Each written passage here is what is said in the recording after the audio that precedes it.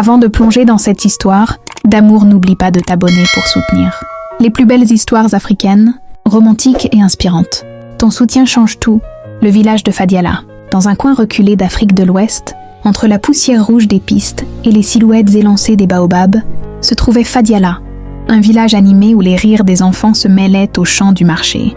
Ici vivait Aminata, 18 ans, la cadette d'une famille pauvre mais unie, une famille qui n'avait presque rien, sauf l'amour et la dignité.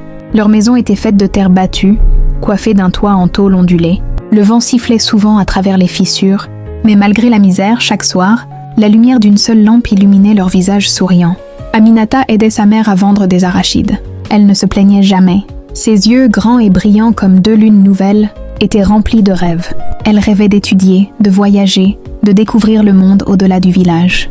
Mais surtout, elle rêvait d'un amour vrai.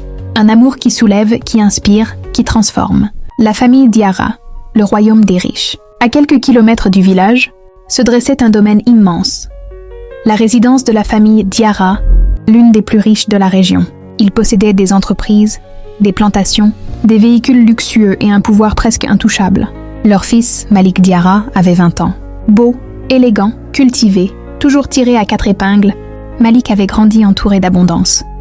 Mais étrangement, son cœur lui répétait chaque jour que quelque chose lui manquait. Il vivait dans le confort, mais pas dans le bonheur.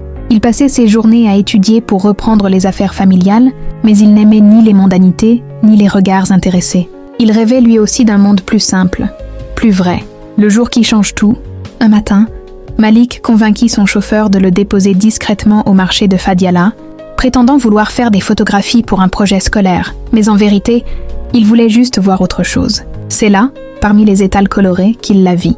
Aminata, avec sa robe simple, ses bracelets en perles, et ce sourire qui semblait dire « La vie est dure, mais je ne renonce pas ». Malik resta figé. Son cœur accéléra. Il n'avait jamais vu une beauté aussi naturelle, aussi lumineuse. Aminata, elle, leva les yeux et croisa son regard. Un frisson la traversa. Elle détourna les yeux, gênée par tant d'audace, mais son cœur battait trop vite pour elle. Le premier contact. Malik s'approcha timidement. « Bonjour, tu vends ces arachides ?» demanda-t-il avec une voix qu'il tenta de rendre calme. Aminata, méfiante mais polie, hocha la tête. « Oui, monsieur. Un petit sachet ou un grand ?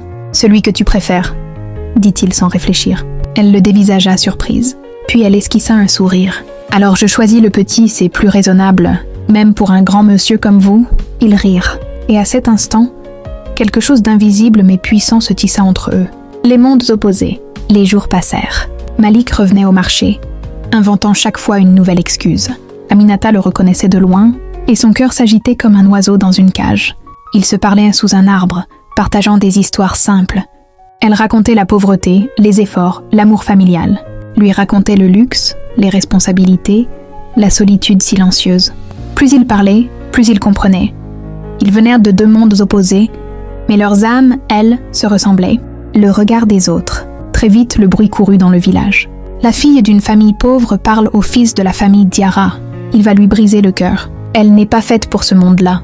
Les murmures blessèrent Aminata, mais elle ne pouvait pas renoncer. Quelque chose lui disait que Malik n'était pas comme les autres riches. Pendant ce temps, la famille Diarra apprit également l'existence de cette amitié inappropriée. La mère de Malik réagit en première. « Mon fils ne doit pas se mélanger avec des gens de ce niveau. » Le père ajouta « Ce n'est qu'un caprice. Il oubliera. » Mais Malik n'oublia pas. Ce que le cœur décide. Un soir, Malik retrouva Aminata sous le grand baobab du village, leur lieu secret. « Aminata, je crois que je suis en train de tomber amoureux de toi. » Elle sentit ses jambes trembler. « Malik, tu viens d'un monde trop loin du mien. Si ta famille l'apprend, ils vont nous séparer. » Il avança doucement, posa sa main sur la sienne. « Alors je me battrai. Je me battrai pour nous, si toi aussi tu le veux. » Aminata leva les yeux vers lui. Ses yeux brillaient d'émotion. « Je le veux. » Deux mots, deux mondes réunis. Ils s'enlacèrent sous le baobab, comme si la terre elle-même les bénissait. Les premières tempêtes. La nouvelle explosa comme une bombe. La mère de Malik convoqua son fils. « C'est fini, Malik. Cette fille n'est rien. Elle ne t'apportera rien. » Malik serra les poings. « Elle m'apporte ce que vous ne m'avez jamais donné. L'amour sincère. » Ces mots blessèrent profondément sa mère. Mais il ne recula pas. Aminata, de son côté, faisait face à la peur. Sa mère la supplia. « Ma fille, ne rêve pas trop haut. Les riches ne nous regardent jamais pour de l'amour. Mais lui, il me voit. Sa voix tremblait mais restait ferme. Le choix du cœur. Une nuit, Malik vint au village, essoufflé d'avoir fui la surveillance familiale. Aminata, je veux te présenter officiellement. Je veux que tu viennes chez moi. Je veux qu'il voie que tu es digne, belle, intelligente. Aminata sentit son cœur bondir. Elle hésita. Puis elle dit « Si c'est pour nous, j'accepte. » Ils se tinrent par la main, prêts à affronter le monde.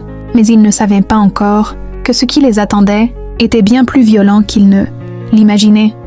Abonne-toi pour soutenir les plus belles histoires d'amour africaines, pour ne rien rater de la suite et pour encourager cette série incroyable.